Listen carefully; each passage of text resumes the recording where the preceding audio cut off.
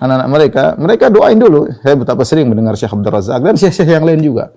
Kalau mereka telepon anak mereka sebelum ngomong, ya, mereka doakan, ya. Rafa'allahu qadrak, ya Allah, semoga Allah, ya anakku, semoga Allah angkat derajatmu, ya anakku, semoga Allah meluruskanmu. Bayangkan, ini telepon dari Indonesia ke Saudi, Syekh Abdul Razak kalau telepon enggak langsung bicara to the point sama anaknya. Dia doa dulu. Dan itu kebiasaan orang secara umum. Jangankan kepada anak, kepada kita aja. Kalau kawan-kawan telepon, kadang kalau saya telepon kawan saya orang Arab, Firanda, kaif haluk? Doain dulu. Ini pulsa jalan terus, ini doain terus. Ini pulsa jalan terus. Dulu belum ada zaman WhatsApp. Dia doain dulu, doain sendiri sudah makan pulsa, baru kemudian kita ngobrol. Subhanallah. Tapi itu kebiasaan baik, ya. Dan kadang-kadang kita, ya kalau kita Indonesia mungkin canggung, kita bilang, telepon anak, kita bilang, nak, ya, semoga Allah menjagamu, semoga Allah mengangkat derajatmu, semoga Allah meluruskan niatmu. Kita canggung, kita nggak biasa. Tapi saya bilang itu adalah tradisi yang baik yang diterapkan oleh orang-orang Arab Saudi. Dan itu sering saya dengar terutama dari para ulama mereka. Kalau mereka telepon anak-anak mereka doain di telepon. Doa, baru kemudian mereka berbicara. Semua adat yang tradisi yang menakjubkan, ya. Tapi tidak mengapa kita sampaikan kepada anak kita kalau telepon, kita bilang, sayang, nak, Abi tadi malam doain kamu, semoga kamu, ya kita kabarkan ya, bahwasanya kita doain dia, agar dia merasa bahwasanya orang tuanya perhatian sama dia, agar dia nanti dia jawab, ya, anda juga doain ayah kok, ya, tidak apa-apa, kita kabarkan bahwasanya kita doain dia agar dia menjadi termotivasi bahwasanya ayahnya perhatian sama dia sehingga dia tidak ingin mengecewakan ayahnya. Jadi ini penting, ya, jangan disepelekan mendoakan anak-anak agar menjadi anak-anak yang soleh, ya.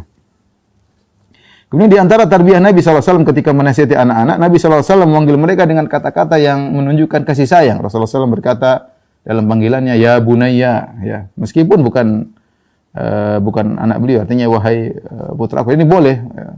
Atau para salaf sering mengatakan, ya bena akhi, wahai putra saudaraku, ya, wahai putra saudaraku, ya, siapa saja kan saudara kita sama Islam. Ya bena akhi, ya, yaitu ada perkataan wahai putra saudaraku. Ini menunjukkan kasih sayang kepada orang tersebut ketika kita menasihatinya. Kata Nabi SAW mengatakan, ya gulam, wahai sang pemuda, wahai sang remaja, ya. Rasulullah SAW memanggil dengan kata-kata yang menyenangkan untuk didengar dan membuat orang termotivasi, ya. Atau Rasulullah SAW beri kunyah tadi seperti anak kecil, ya. Rasulullah SAW mengatakan, ya Aba Umair. Padahal dia masih kecil, masih umur 3-4 tahun, sudah dikasih kunyah, ya Aba Umair. Saya punya kawan dulu, masih kawan juga sekarang di Madinah.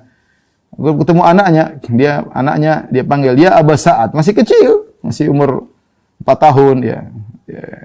Menurut mereka, kalau anak-anak dikasih kunyah, dia kayak merasa punya tanggung jawab, dia merasa dihargai oleh bapaknya. Ya Abu Fulan.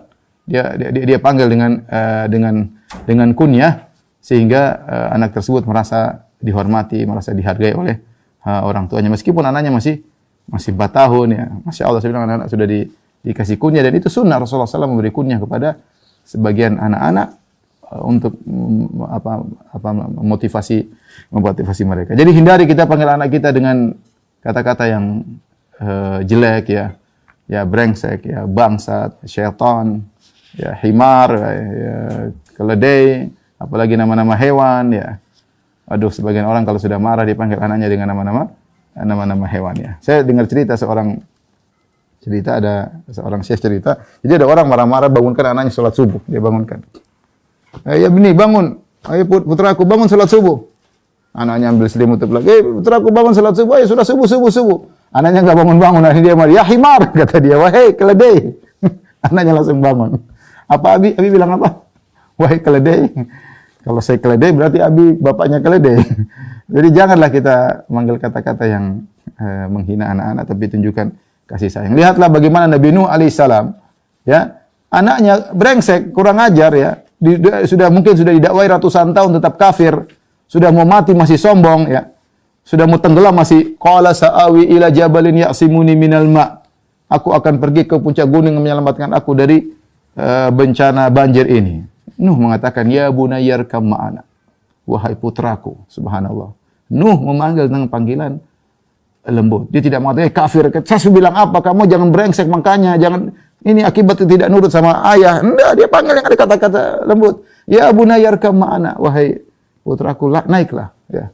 Naiklah Ya, wala takum ma'al kafirin, jangan ikut mereka, ikutilah ayah, ya. Tidak ada cacian, tidak ada makian. Namanya orang tua sayang kepada anak-anak. Ini masalah kebiasaan saja, ikhwan dan akhwat. Masalah kebiasaan. Orang yang terbiasa, ya biasanya orang kalau suka maki itu kurang berpendidikan. Ya, mohon maaf ya. Orang suka maki-maki, bicara kotor itu kurang berpendidikan, enggak pernah belajar adab, ya wajar, ya. Ya mungkin Badui Indonesia yang mau diapain, ya. Ya maki-maki anaknya, merendahkan anaknya. Enggak, kalau orang beradab, belajar, punya pendidikan, dia pasti akan berkata-kata yang sopan santun kepada anak-anaknya. Baik, ikhwan dan akhwat yang dirahmati oleh Allah Subhanahu wa taala. Kemudian kita bahas berikutnya, di antara metode Nabi sallallahu alaihi wasallam adalah targhib wa tarhib, yaitu motivasi dan hukuman. Motivasi dan hukuman, ya. Ini metode Islam, ada motivasi, ada hukuman. Ini penting. Kita tahu dalam Al-Qur'an banyak sekali, ya. Ada motivasi, ada hukuman. Targhib, tarhib. Allah sebutkan penghuni surga, Allah sebutkan penghuni neraka. Allah sebutkan sifat-sifat orang beriman, Allah sebutkan sifat-sifat orang-orang kafir, ya. Allah banyak dalam Al-Qur'an kalau sudah menyebutkan ini, Allah akan disebutkan kontradiksinya, ya. Seperti itu, ya. Metode Al-Qur'an secara umum. Dan demikian juga ini sangat perlu dalam mendidik anak-anak, metode targhib dan tarhib. Makanya ada buku hadis ini, Targhib dan Tarhib Lil Mundhiri, tentang hadis-hadis yang memotivasi dan hadis-hadis yang memberi rasa takut kalau orang melakukan kemaksiatan. Ada jannah, ada nar, ya. Ada jannah, ada nar. Dan maka dalam mendidik anak-anak juga perlu targhib dan tarhib. Kita motivasi anak-anak, ya. Dengan motivasi kita bisa motivasi penghargaan kepada mereka kalau mereka berhasil di antaranya. Dengan apa namanya, berupa materi boleh. Kalau siapa yang hafal ini, ayah akan belikan ini misalnya, ya. Atau kita paling tidak kalau tidak punya duit, ya kita kasih motivasi berupa pujian, Lihatlah Nabi SAW ketika ingin memotivasi Abdullah bin Umar sahabat junior, ya, untuk bisa terus salat malam, kata Rasulullah SAW, ni'mar rajulu Abdullah law kana yusalli minal lail. Subhanallah. Rasulullah berkata, sebaik-baik lelaki adalah Abdullah bin Umar kalau dia salat malam, ya. Ya, kalau dia salat malam. Maka Ibnu Umar langsung semangat salat malam. Kenapa yang ngomong demikian? Nabi SAW, sebaik-baik lelaki seandainya dia salat malam. Ini motivasi dari Nabi SAW, ya, kepada Ibnu Umar. Demikian juga Ibnu Umar pernah dimotivasi oleh bapaknya Umar bin Khattab radhiyallahu taala anhu, sebagaimana hadis yang masyhur dalam Sahih Bukhari dan Sahih Muslim dan yang lainnya, ketika Rasulullah SAW lagi bersama para sahabat-sahabat senior, di situ ada Abu Bakar, ada Umar. Tiba-tiba Rasulullah SAW bikin teka-teki. Kata Rasulullah SAW, inna minasyajari lama barakatuhu ka barakatil muslim. Hadithuni ma huwa atau ma hiya, ya. Kata Rasulullah SAW, sungguhnya di antara pohon-pohon ada pohon yang keberkahannya seperti keberkahan seorang muslim. Kabarkanlah kepadaku pohon apakah itu?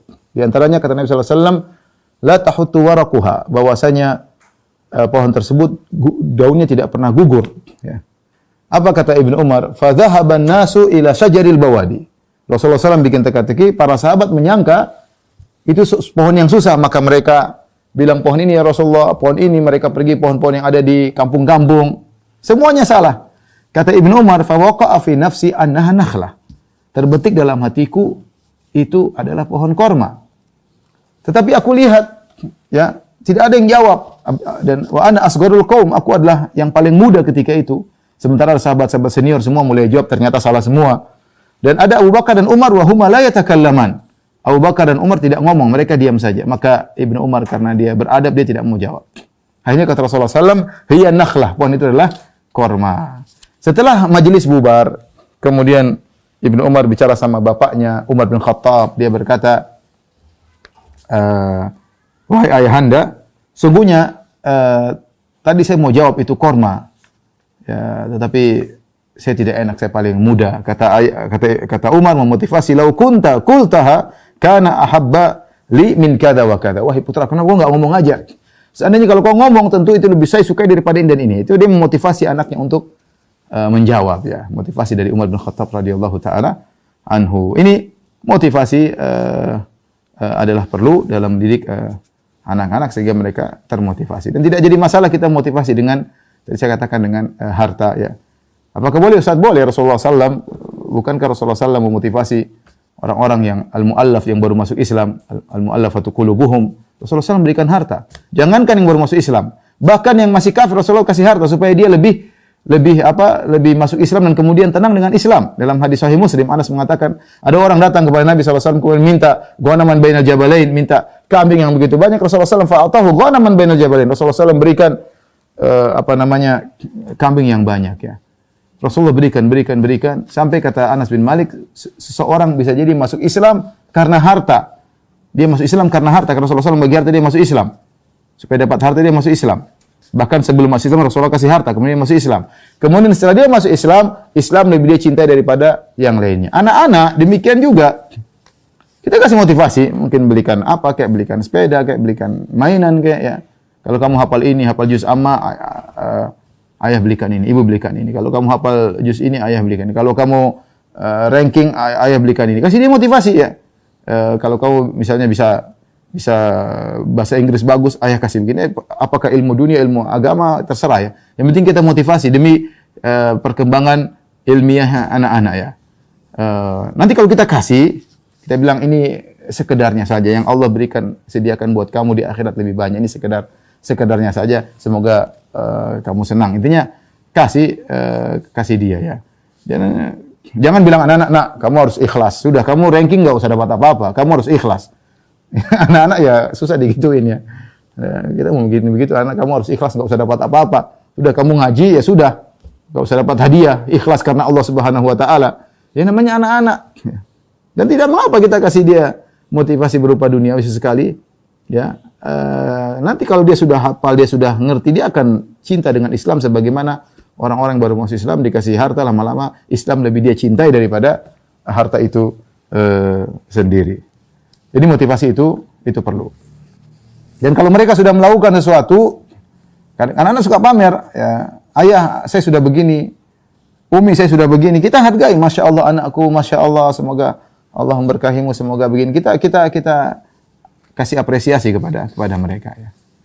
Jangan malah kita rendahkan ya. Misalnya ada anak perempuan lapor, umi, saya Aisyah sudah perbaiki tempat tidur.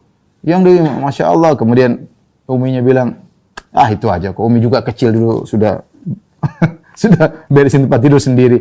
Dia langsung jadi down ya. Ya artinya, kita harusnya puji masya Allah. Kalau kita nggak bisa beri apresiasi dengan materi, kasih apresiasi dengan perkataan ya. Anak-anak seperti itu ya. Masya Allah ya. Taib, demikian juga selain targhib, kita juga butuh tarhib. Tarhib yaitu memberi pelajaran jika melakukan kesalahan ya. Itu juga perlu memberi pelajaran jika melakukan kesalahan. Dikenal dengan ta'dib, yaitu pelajaran. Dan hukum asal dalam ta'dib atau dalam Islam mengenai ta'dib, memberi hukuman, ada dalam Islam ya. Dalam Islam meskipun terhadap anak-anak ya.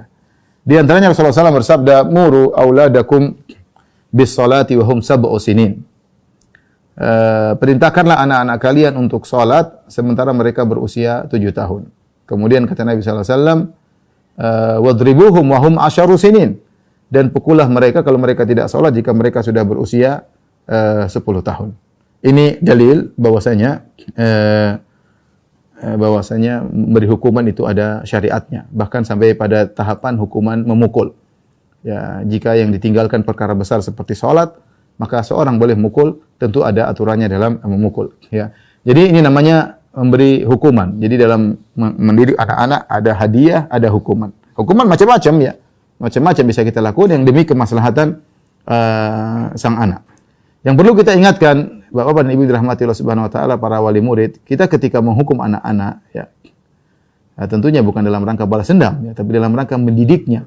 Hukuman karena kita sayang kepada dia, bukan karena benci kepada dia, bukan karena menyesal punya anak seperti dia.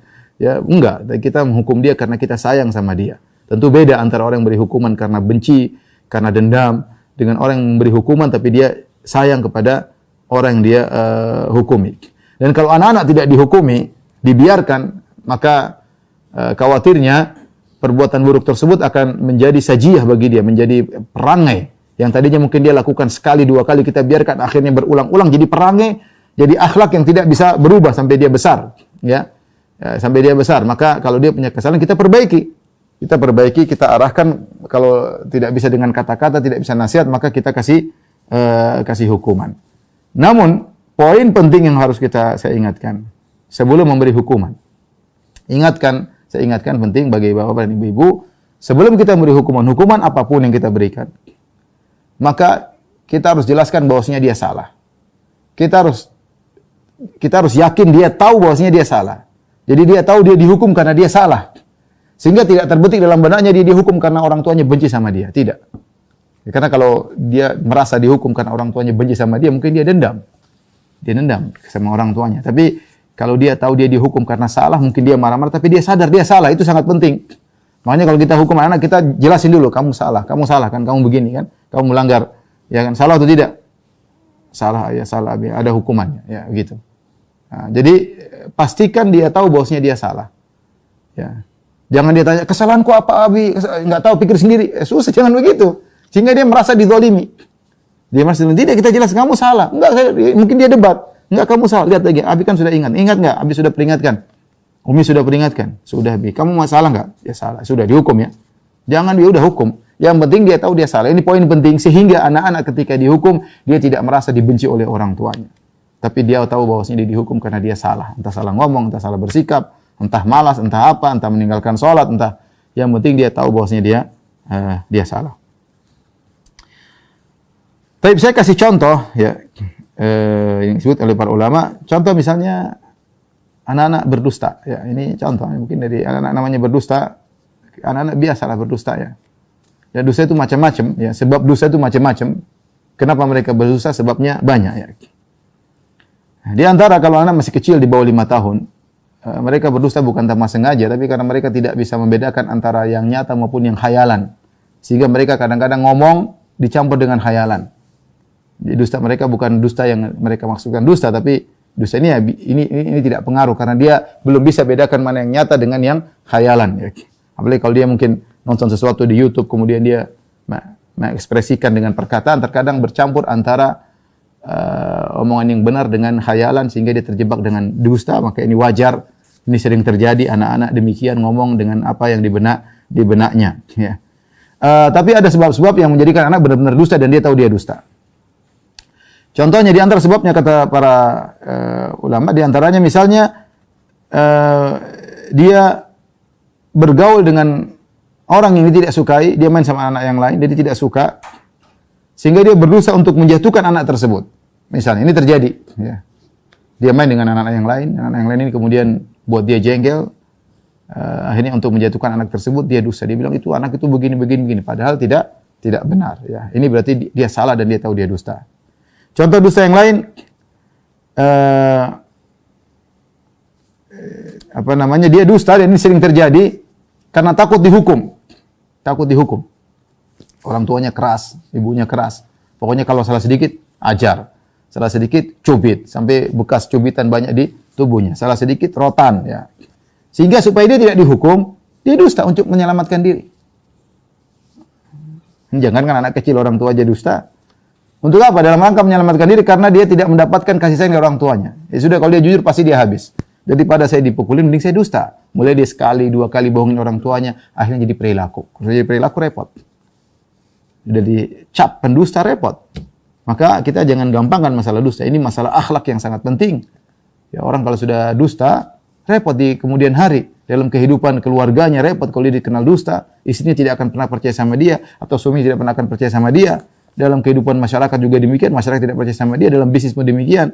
Ini penyakit yang berbahaya, dusta. Dan ini kadang-kadang muncul dari masih kecil. Ya, kalau kita salah tarbiyah, anak bisa jadi pendusta. Di antara tadi saya sebutkan, seorang anak berdosa dalam rangka untuk menghindarkan diri dari hukuman yang akan diberikan oleh ayah dan ibunya. Ya. Di antara anak-anak bisa berdusta karena dia main sama anak-anak yang berakhlak buruk. Ketika anak yang akhlak buruk, anak-anak suka dusta, dia juga terbiasa. Sehingga dia menganggap suatu perbuatan biasa. Ini dusta, dia tahu ini bohong ternyata. Temu lagi, ini bohong, dia juga dusta. Nah, itu saat itu kita harus jelaskan, nak dusta nggak boleh. Ya, itu orang dusta, hati-hati, diingatkan anak-anak supaya jangan apa? Berdusta. Saatnya kita ingatkan, ya, tidak boleh berdusta kepada anak-anak. Di antara, dan ini saya dapati juga, ya, di antara sebab anak-anak berdusta karena pembantu yang berdusta. Pembantu sering berdusta, dong itu biasa. Misalnya nakut-nakuti anak-anak, ternyata kamu kalau nggak makan nanti begini-begini. Akhirnya anak itu, ini babysitternya dusta. Sehingga suatu dusta, suatu hal yang biasa karena dididik oleh pembantu. Maka jangan sembarang kita kasih anak-anak pada pembantu. Kalau pembantu tukang dusta, anak-anak juga bisa terbiasa menjadi pendusta. Dan di antara sebab anak-anak berdusta karena orang tuanya berdusta. Orang tuanya berdusta. Gimana? Dia lihat orang tuanya kalau telepon, ya. Misalnya ada yang tanya, ada bapak enggak? Terus istrinya bilang, oh enggak ada, padahal ada. Oh, ibu dusta ini. Ya. Akhirnya bapak lagi tidur, ternyata tidak tidur. Oh, ini Umi dusta. Dia tidak ngomong, tapi dia menilai. Dusta, dia dusta. Dia itu secara tidak langsung itu ilmu dusta masuk dalam dirinya. Yang ngajarin siapa? Yang ngajarin kita, orang tua. Ya. Sehingga anak-anak pandai berdusta gara-gara kita yang mengajarkan dusta kepadanya. Terkadang seorang anak berdusta untuk agar dia dia tidak mau direndahkan oleh orang tuanya. Ya, misalnya kamu sudah setoran hafalan belum? Sudah, Bu. Padahal belum. Kenapa? Kalau dia tidak setoran, dia akan dimaki-maki, direndahkan, dibodoh-bodohin sama orang tuanya. Akhirnya dia dusta. Oh, sudah. Padahal belum. Dia ingin dihargai oleh orang tuanya. Orang tuanya suka merendahkan dia. Maka dia dusta, mengangkat dirinya agar dia dihormati oleh kedua orang tuanya. Maka kenalilah, Bapak dan Ibu, hati-hati sebab dusta ini bisa menimpa siapa saja dari anak-anak kita. Ya. Bagaimana solusinya? Solusinya tentunya, yang menurut saya yang paling baik yang pertama adalah memperbaiki hubungan antara kita dan anak-anak. Anak-anak kalau punya hubungan baik, terutama sama ibunya, apa-apa dia cerita, sehingga dia terbuka sama ibunya, ini sangat penting. Terutama anak kalau taruh di pondok, dia benar-benar ibu harus punya hubungan yang baik sama anak-anak, membuat dia tidak menutup diri. Ya. Karena kalau mulai dia tidak percaya sama ibunya, mulai dia selalu dibentak sama ibunya, ada masalah dia sembunyikan, sehingga dia berbuat kenakalan, dia buat apa, dia sembunyikan, dan dia dusta. Maka saya ingatkan kepada ibu, usahakan punya hubungan yang baik sama anak-anak. Gimana caranya? Sehingga anak-anak itu kalau ada apa-apa dia cerita sama ibunya, ada apa dia curhat sama ibunya. Kalau suami mungkin sulit ya, kita kerja keluar sana sini ya. Tetapi kalau ibu-ibu harusnya bisa lebih lembut kepada anak-anak. Tapi tidak apa-apa ayah atau ibu, yang penting anak-anak itu percaya sama dia tahu bahwasanya kedua orang tuanya akan membela dia, tempat curhat dia setelah kepada Allah adalah kepada kedua orang tuanya. Inilah jagoanku, inilah pahlawanku. Seperti itulah bagaimana caranya dia merasa bahwasanya orang tuanya sangat sayang kepada dia, sehingga kalau ada apa-apa dia tidak dusta. Dia ngomong kepada orang tuanya ya. Kemudian juga latih anak-anak untuk jujur ya. Misalnya anak melakukan kesalahan. Kamu yang bikin begini ya? Enggak, Bi. Benar. Enggak pernah gitu. Yang bikin ini. Dia nuduh yang lain lagi. Kita tahu dia dusta. Kita bilang sama dia, kamu kalau jujur, Abi enggak marah. Tapi kalau kamu bohong, Abi pukul loh. Bilang gitu. Jadi buat dia nyaman bahwasanya kalau dia bohong, meskipun salah kita tidak hukum. Ya. Meskipun salah kita tidak hukum. Kalaupun kita hukum dengan hukuman yang ringan sebagai penghargaan atas kejujurannya. Akhirnya dia jujur, iya, ya saya begitu, Bi. Ya sudah, jangan dihukum. Ya, kita ingin melatih kepada dia bahwasanya as-sidqu manjat, bahwasanya jujur itulah keselamatan. Dan kadzib, dusta adalah kebinasaan. Ya, dusta adalah kebinasaan, meskipun nampaknya dusta menyelamatkan, tapi sungguhnya dusta itu kebinasaan cepat atau lambat. Maka kalau anak salah dan dia mulai dusta, suruh dia jujur dan kita jangan hukum. Agar dia tahu bahwasanya kejujuran itu sangat bernilai bagi kita. Jujur tuh nilainya sangat mahal. Cari anak jujur itu enggak gampang. Cari pegawai jujur enggak gampang. Cari istri jujur enggak gampang. Cari suami jujur tidak gampang ya. Jadi kalau dia jujur maka kita hargai dia ya. Kemudian juga jangan sering-sering nuduh anak-anak berdusta. Sedikit-sedikit kamu bohong. Akhirnya dia merasa itu perkara yang, ya saya bohong juga, enggak ada masalah, sering dituduh bohong. Dia jujur, jadi dia bohong. Kenapa terlalu sering dituduh bohong? Sedikit-sedikit bohong kamu. Sedikit-sedikit kamu bohong. Ya, jadi dia tahu bahwasanya orang tuanya tidak percaya sama dia. Sudah, dia bohong aja. Dia jujur aja dikatakan bohong. mending dia bohong sekalian. Dan ini juga bukan solusi. Makanya kalau di antara kita agar menghadapi anak suka bohong, kita jangan sering menuduh dia sebagai orang yang suka bohong ya. Terutama orang tua jangan bohong di depan anak-anak ya. Adapun hukuman berupa penerapan hukuman secara langsung ya. Di antaranya misalnya kalau dia tahu kita tahu dia bohong, dan ini saya baca dari sebagian pengalaman sebagian kawan-kawan ya. Ada yang mengatakan kalau anak saya bohong, saya tidak mau belikan mainan sebagai hukuman. Kamu bohong, yang lain kakak-kakakmu, adikmu Abi belikan mainan, kamu enggak. Kenapa Abi kamu bohong? Jadi tunjukkan bahwa kita sangat benci dengan akhlak bohong. Di antara kita tidak belikan mainan, sudah, enggak usah belikan mainan. Enggak usah belikan mainan. Contoh ini salah satu anak-anak kalau ditahan mainannya, dia jarang anak yang lain kakak adiknya beli mainan, dia enggak karena kamu bohong. Di antaranya atau sebaliknya dia punya mainan kita tahan, hukuman. Ya. Kamu bohong, mainannya diambil. Enggak, hari ini enggak ada main. Kalau dia main HP, HP-nya diambil. HP-nya cuti seminggu, enggak boleh main HP. Misalnya. Kenapa kamu bohong? Agar dia tahu bahwasanya bohong itu dosa yang berat, perbuatan yang berat, yang buruk, yang tidak disukai. Al-mu'min la yakdzib. Orang mukmin tidak berdusta. Orang mukmin tidak berdusta. Atau misalnya kata sebagian wali-wali murid, mereka mengatakan kalau anak saya bohong, saya kasih chat di tangannya. Chat kebohongan. Itu ada bohong. Chatnya kamu bohong kan? Ya udah dikasih chat. Ya.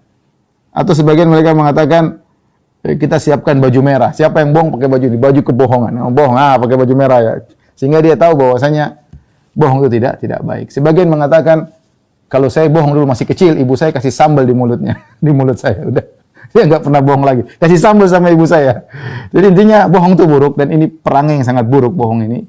Dan ini perlu perjuangan untuk melatih anak-anak jujur. Bagaimana caranya? Anak-anak ada saja dia bohong, karena sebab-sebab membuat dia bohong banyak. Tapi kita bersabar, melatih mereka untuk tidak bohong. Atau potong rambutnya sebagian dia suka gaya gini, kita potong ya, kita botakin atau apa, karena kamu bohong. Ya, ini di antara hukuman-hukuman yang mungkin bisa kita lakukan agar ketika dia terjerumus dalam kesalahan dia bisa memperbaiki diri. Baik. Adapun kalau kita beri hukuman dengan bentuk pukulan, tadi saya katakan dalam hadis kata Nabi sallallahu alaihi wasallam, muru auladakum bis salati wa hum sab'u sinin. Perintahkan anak kalian salat sementara mereka berumur 7 tahun. Wadribuhum wa hum asyru sinin. Pukullah mereka sementara mereka berumur 10 tahun. Ini menunjukkan bahwasanya hukuman dengan memukul itu boleh. Tetapi ada beberapa poin yang harus kita perhatikan. Yang pertama, kapan kita boleh memberi hukuman dengan pukulan? Kalau kesalahannya kesalahan besar. Di antara kesalahan besar meninggalkan salat. Kesalahan besar, kesalahan berulang, sudah berulang kali lakukan terus, maka kita boleh pukul. Jadi tidak semua kesalahan kita main pukul, tidak semua kesalahan kita main cubit. Enggak, jangan. Anak-anak kita, anak buah hati kita bermuamalah dengan penuh kasih sayang. Kita tahu bahwasanya rumah yang diberkahi oleh Allah adalah rumah yang dipenuhi dengan kasih sayang, kelembutan. Nabi berkata, "Maka narifku fi syai'in illa zana." Tidak ada kelembutan menempel pada suatu kecuali akan menghiasinya. Wala yunzau an syai'in illa syana. Tidaklah kelembutan dicabut kecuali akan merusaknya. Oleh karenanya kita lembut, namun kita boleh mukul kalau kondisinya berat. Itu kesalahannya berat, ya. Atau kesalahannya berulang-ulang, akhirnya kita harus mengambil tindakan pukulan. Kemudian ini yang pertama, kesalahan besar yang boleh kita pukul. Yang kedua, tidak boleh memukul dalam kondisi marah, tidak boleh. Rasulullah SAW mengatakan la taghdab, jangan marah. Faraddada miraran, la taghdab, jangan marah. La taghdab walakal jannah, jangan kau marah kau masuk surga. Tidak boleh. Apalagi marah sama anak, enggak boleh. Jadi kita boleh bersandiwara kita sedang marah, tapi kita hati jangan marah. Ya. Saya terus terang begitu, sering saya bersandiwara marah, saya tidak marah. Hati saya tidak bisa marah. Maksud saya tidak sedang marah sama anak saya, tapi saya menampakkan diri saya sedang marah agar dia tahu ini perkara besar. Kenapa? Karena kalau kita marah, kita tidak akan bisa mengontrol diri kita tatkala mukul. Ya. Mungkin kita tarik tangannya bisa lepas. Ya, ada kejadian Syekh Abdul Razak pernah cerita, ada orang, dia ketemu orang di rumah sakit bawa anaknya, tangannya lepas. Kenapa? Bapaknya marah. Tarik lepas tangannya, akhirnya dia pergi ke rumah sakit. Dia yang marah, dia yang susah sendiri membiayai anaknya, ya. Kalau sudah kita marah kadang tidak terkontrol. Mukul anak sampai memar, sampai biru, sampai bengkak, sampai darah. Jangan. Kalau kita mukul anak boleh mukul, ada syariatnya, tapi jangan sedang marah. Ya, hakim saja kalau sedang marah, hukumannya apa keputusan hukumnya tidak dianggap. Rasulullah larang seorang hakim memberi hukum dalam kondisi ghadban, dalam kondisi marah. Maka ketika mukul anak jangan marah. Boleh bersandiwara sedang marah, boleh angkat suara misalnya, tetapi hati kita jangan marah. Karena kalau kita marah, kita mukulnya enggak terkontrol. Kemudian mukul pun ingat, jangan sampai angkat tangan tinggi ya. Angkat segini aja, ya, pukul pelan. Jadi kita mengontrol diri kita di antara tidak mengangkat tangan tinggi ketika memukul. Kemudian tidak boleh mukul di bagian wajah atau bagian tempat-tempat yang sensitif, yang berbahaya bagi anak-anak kita. Wajah sama sekali tidak boleh. Mungkin kita boleh pilih tangan atau kita boleh pukul bokongnya, boleh. Tapi jangan sampai pada ulu hatinya misalnya, atau wajahnya, atau lehernya. Hati-hati kita. Anak-anak rawan, ya, hati-hati ya.